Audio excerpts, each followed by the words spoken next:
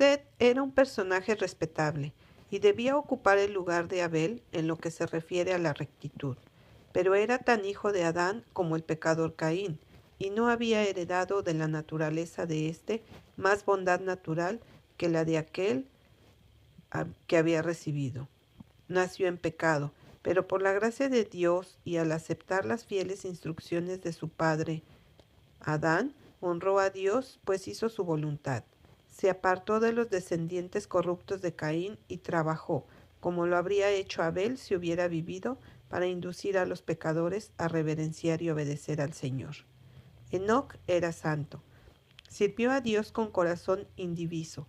Se dio cuenta de la corrupción de la familia humana y se apartó de los descendientes de Caín, a quienes reprendió por su gran maldad. Había en la tierra quienes reconocían al Señor, lo temían y lo adoraban. Pero el justo Enoc se sentía tan perturbado por la creciente maldad de los impíos que no se relacionaba con ellos cada día, por temor de verse afectado por su infidelidad y que sus pensamientos no siempre se dirigieran a Dios, con la santa reverencia que merecía su carácter excelso. Su alma se afligía, pues todos los días veía cómo pisoteaban la autoridad divina. Decidió apartarse de ellos y pasar la mejor parte del tiempo en soledad, que dedicaba a la meditación y la oración. Permanecía ante el Señor y oraba para saber su voluntad más perfectamente, de manera que la pudiera cumplir. Dios se comunicaba con Enoc por medio de sus ángeles y le daba sus divinas instrucciones. Le hizo saber que no siempre contendería con el hombre en su rebelión, que su propósito era destruir la raza pecadora mediante las aguas de un diluvio que caería sobre la tierra. El puro y hermoso jardín del Edén, de donde habían sido expulsados nuestros primeros padres, permaneció en la tierra hasta que Dios decidió destruirla por medio del diluvio. El Señor había plantado ese jardín y lo había bendecido de manera especial, y en su maravillosa providencia lo sacó del mundo, y lo devolverá a éste más gloriosamente adornado que antes que fuera retirado.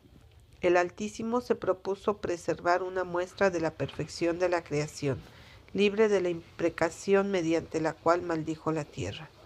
El Señor desplegó más ampliamente ante Enoc el plan de salvación, y por medio del espíritu de profecía lo condujo a lo largo de las generaciones que vivirían después del diluvio y le mostró los grandes acontecimientos relacionados con la segunda venida de Cristo y el fin del mundo. Enoc estaba preocupado por los muertos. Le parecía que los justos y los impíos irían juntos al polvo y que ese sería su final. No comprendía claramente el tema de la vida de los justos más allá de la tumba. En visión profética se lo instruyó con respecto al Hijo de Dios, que habría de morir como sacrificio en favor del hombre, y se le mostró la venida de Cristo en las nubes de los cielos, acompañado por una hueste de ángeles, para dar vida a los justos muertos y rescatarlos de sus sepulturas. También vio la corrupción que prevalecía en el mundo cuando Cristo apareciera por segunda vez, que habría una generación jactanciosa, presuntuosa y testaruda, en abierta rebelión contra la ley de Jehová, para negar al único Dios soberano y a nuestro Señor Jesucristo, pisotear su sangre y despreciar su expiación. Vio a los justos coronados de gloria y honor, mientras se separaba a los impíos de la presencia del Señor para ser consumidos por el fuego. Enoc repitió fielmente al pueblo todo lo que Dios le había revelado por medio del espíritu de profecía. Algunos creyeron sus palabras y se apartaron de su impiedad para temer y adorar al Altísimo. Enoc crecía en espiritualidad a medida que se comunicaba con Dios. Su rostro irradiaba un fulgor santo que perduraba mientras instruía a los que escuchaban sus palabras llenas de sabiduría. Su apariencia digna y celestial llenaba de reverencia a la gente.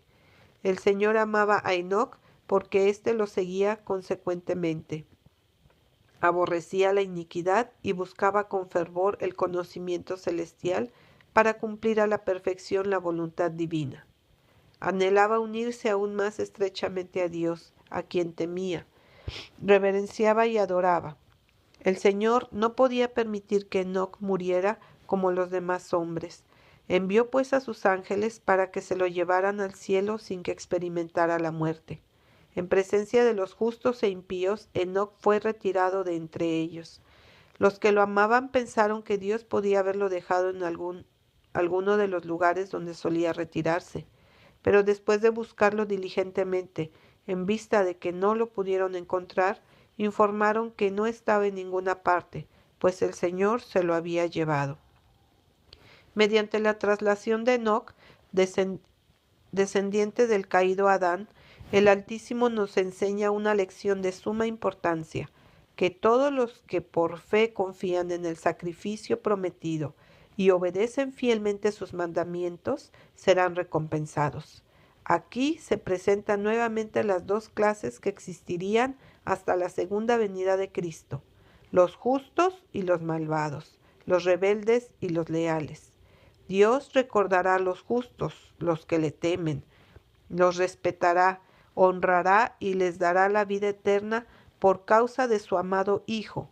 Pero a los malvados, que pisotean su autoridad, los destruirá y los eliminará de la tierra, y serán como si nunca hubieran existido.